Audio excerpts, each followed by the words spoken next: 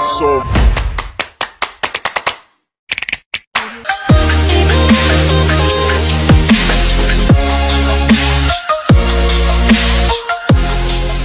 Hello mga ka-fam! Welcome back sa ating Sinigang and S'mores channel. For today's vlog is going to be a little different dahil hindi ko alam kung saan kami pupunta. Opo, surprise nga itong inarrange ng asawa ko. Last minute trip lang. Kaya ayun, hindi ko talaga alam. Pero may hint ako kung saan. Pero I'm just curious as you are. So buckle up and let's find out where this adventure will take us. After 2 hours, nalaman ko na kung saan kami pumunta.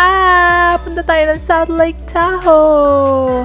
Mali yung hula ko. Ang hula ko is pupunta kami ng Yosemite kasi pinanood namin yung vlog nila Ate Cleo Jones. Shout out sa'yo, Ate Cleo Jones. Pero hindi pala kami sa Yosemite pupunta. Punta pala kami sa South Lake Tahoe.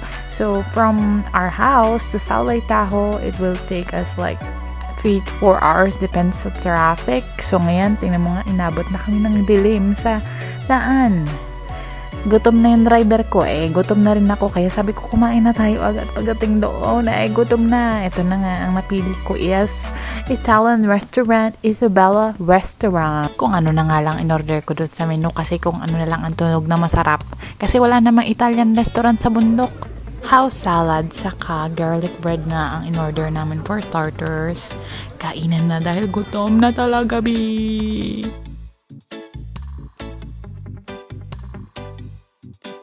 For the main course naman, lasagna, saka beef yan Hindi ko alam yung tawag, nalimutan ko na. Basta beef. Agay, hindi pala basta-basta maging vlogger habang kumakain ka, kailangan may video. So, itong mga taong nag-request yan mag-vlog ako, eto na ho. Eto na, trying hard. Dahil busog na nga ang prinsesa, sabi ko maglakad-lakad tayo doon para bumaba naman ang kinain. Agay, nanginig ako, sa sobrang lamig. Sa mga nakakaalam, nasanay ako sa 100 degrees sa Middle East. Are you freezing? Yes. Diba? Ang galing. Tinawanan pa ako ng asawa ko kasi nga nanginginig na ako sa lamig. Kulang pa yung layers ng damit ko. Pero ayan, sulit naman, ang ganda ng view dito sa downtown. Christmas na talaga. Andiyan pa si Santa Claus, kaso doon na kami pumila. Sobrang haba kasi ng pila. Ito pala yung Heavenly, isa sa mga sikat na ski resort dyan. Pero this time, hindi nga muna kami makapag-ski dahil wala pa kaming nabiling ski equipment at outfit. Kaya next time na lang. Baka makapag-vlog na tayo next time for skiing. Yes! Tuloy lang ang aming pag-ikot muna dito hanggang sa mapagod. Yes! Aura-aura! Pero sa totoo lang, sa part na to, naninigas na talaga ako sa lamig. Namamanhid na yung mukha ko sa sobrang lamig. Alam mo yun, nakakatuwa kasi first time mo, pero sa feeling, hindi siya nakakatuwa yung lamig. Kaya naintindihan ko ng asawa ko ngayon, kaya ayaw niya na bumalik sa Midwest, sa snow. Kasi nga, hindi masarap sa pakiramdam yung sobrang lamig, girl. Ayoko. No. Kaya huminturin muna kami dito para bumili ng chocolate mang mag-init.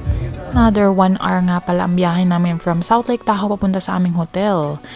Sobrang mamahal kasi ng hotel dito sa downtown. Kaya namili kami ng ibang hotel na medyo malayo, farther north, para medyo mas mura. Yung pasok lang sa budget. Kasi hindi naman tayo mayaman, girl. Dito nga kami sa J Resort sa North Reno mag-stay.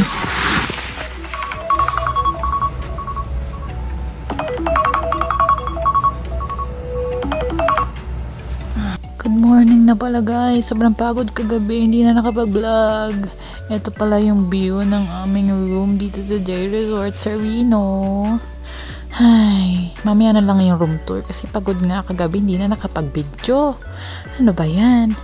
Today is another exciting day nga kasi akit kami dyan sa bundok para makita ko mismo ang snow. Ayan nga, kitang-kita mo sa daan. Ang ganda-ganda.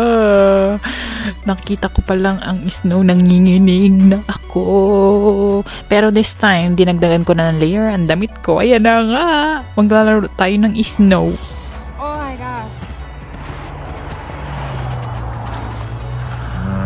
We're gonna make halo-halo. Your first snow. It's cold. Well, what do you think? Of course it's cold. May point nga naman yung asawa ko. Wala nga namang snow na mainit. Of course, malamig ang snow, be. Minute. Where are your gloves? Try ko lang nga naman sana gumawa ng snow angel kaso kasing tigas ng ulo ko yung snow. It's too frozen for that. The top layer is frozen. After ko nga maglaro dito sa snow, pupunta kami dun sa cafe kung kami magbe-breakfast. Kasi nga, syempre, kailangan natin ng lakas, mag-hiking daw tayo, tapos matarik, tapos wala kang dalang pang-hiking ng outfit. Agay, bahala ka mamaya, Clara. Good luck talaga sa iyo. Eto lagi ang favorite part. Let's skip to the good part. Kainan na agad. Ito na nga ang breakfast. Nalimutan ko yung tawag dyan. Pero masarap. Oo, masarap siya. At nabusog naman ako. Kaya go. Good na kahit di ko alam pangal. Close-up look of my food. Ay, hindi yan. My food. Yan po. Yan. And my other food. Dito sa mga oras na to nag-aalangan talaga ako kung kakayanin ko bang umakyat dahil hindi talaga ako professional hiker. Hikingan lang ang alam ko kaya ewan ko talaga. Sabi ko sa kanya pag di ko kinaya baba na lang kan ulit. It's almost as big as your head. Daming ang pine cones dito. Nakita mo naman American size kasi laki na ng mukha ko halos. At mag-start na nga kami sa trail at good luck talaga sa iyo, Clara. Sana hindi ka mahimatay doon along the way. Good luck.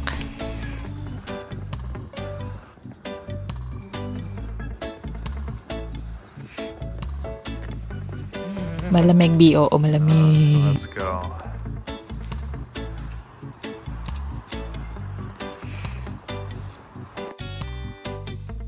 Dito sa Tunnel Creek na sobrang daming fine cones at iba-iba yung species niya. May mahaba, may malaki, may pabilog. Basta yan marami. Nakikita niyo mga puno na yan, mga pine trees yan lahat. Yan. Nakikita mo yung view. Parang drawing lang siya. Pero totoo yan, B. Ang ganda. Diba? Kita mo yan? Ay, breathtaking talaga siya. Pero wala pa kami sa one part nito. Hinihingal na ako, B.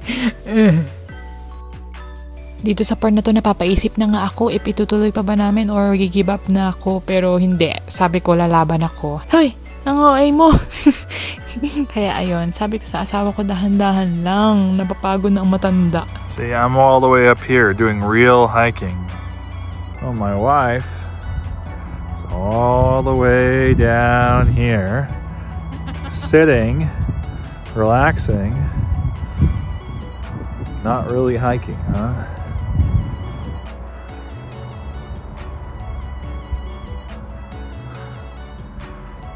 One eternity later. And gusto ko na lang gumulong-gulong bababa. Kaso ayoko sumuko. You've given up already. Walang susuko sa pamilyang to. Now I gotta keep up with you. With all the stuff, can't see where I'm going. I gotta watch the phone. Are you complaining, mister? No. But now I have the tough job. Now yours is just being the model. Oh, yeah. Don't slip.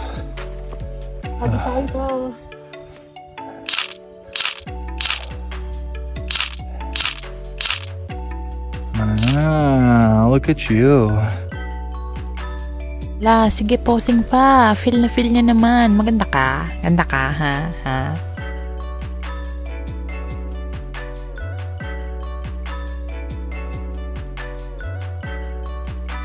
We can put this on our Christmas tree.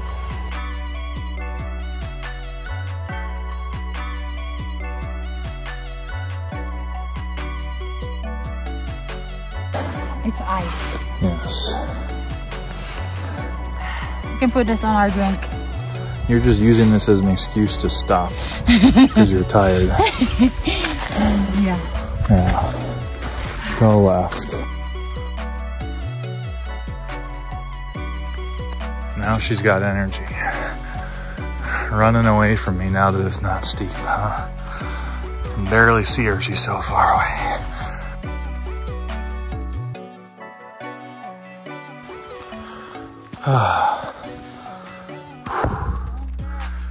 It's quite the view, huh?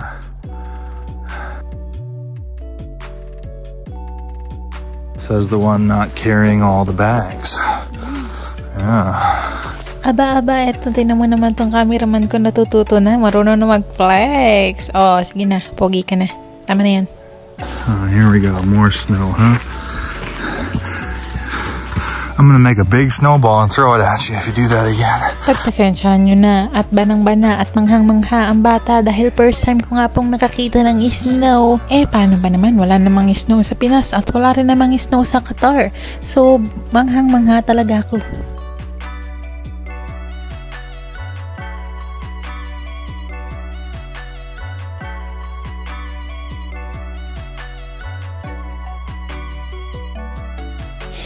Ay, ha? Diba? Ang ganda ng view. Super breathtaking talaga. Worth it naman yung hingal namin sa pag-akyat. Ang ganda-ganda ng view. Diba? Kita nyo naman yan. Oh my gosh. We made it to the top. Emote lang muna. Is that an eagle?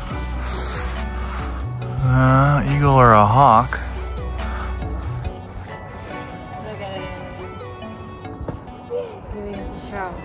Yeah.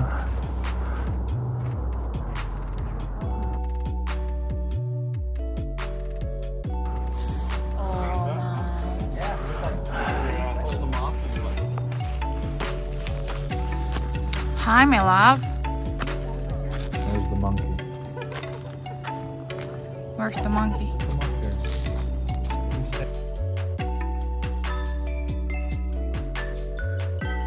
This way, here, look at me. Kung mahilig kang ang hingalin ay kung mahilig kang mag-hiking at outdoor activities, for sure may enjoy mo dito sa Monkey Rock. Dito ay pababa na nga kami kasi pupunta kami sa next stop namin, which is yung viewing point, kung saan mas makikita namin ng malapit yung lake. Taking the difficult way. Come on.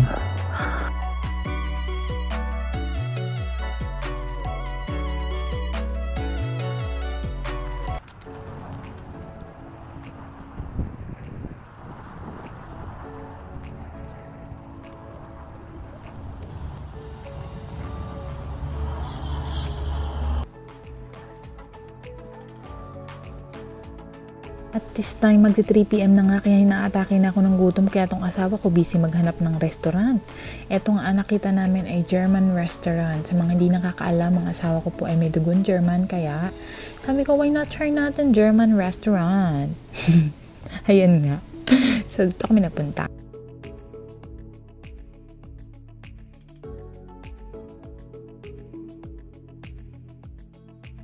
Siyempre, dahil nasa German restaurant nga tayo, dapat iinom tayo ng beer kasi beer is part of their culture, di ba?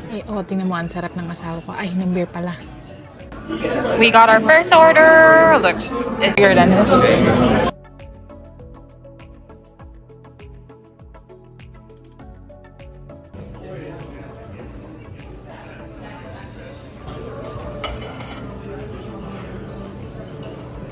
After that, nagstay lang kami for another 1 hour, palakad-lakad doon. And then, umuwi na rin kami kasi 1 hour travel pa kami balik sa hotel. Ito na nga yung room tour na hindi ko nagawa kagabi kasi nga pagod na kami. At ngayon, mayroon pa naman akong extrang lakas. So, go. This is our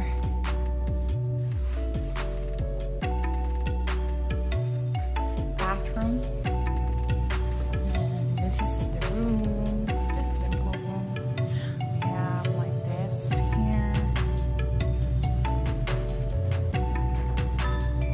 There's nothing in there. We have TV. We have, what's that? And this is our view.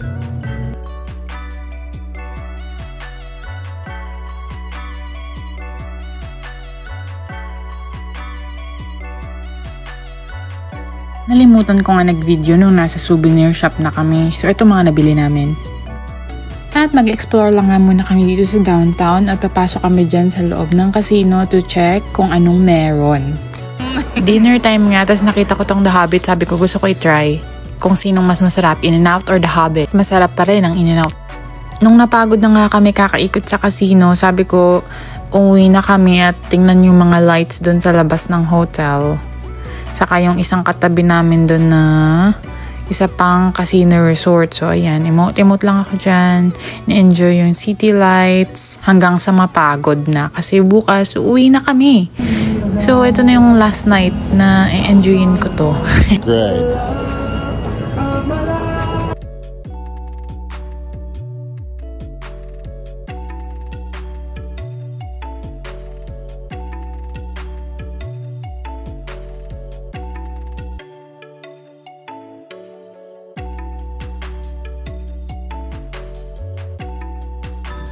At eto, uwian na nga.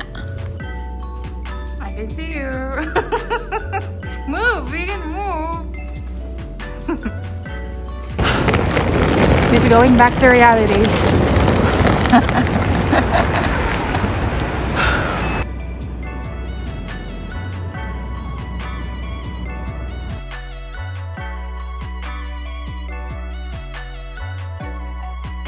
Yan nga po muna sa ngayon at see you po sa next adventure natin. Salamat sa panunood!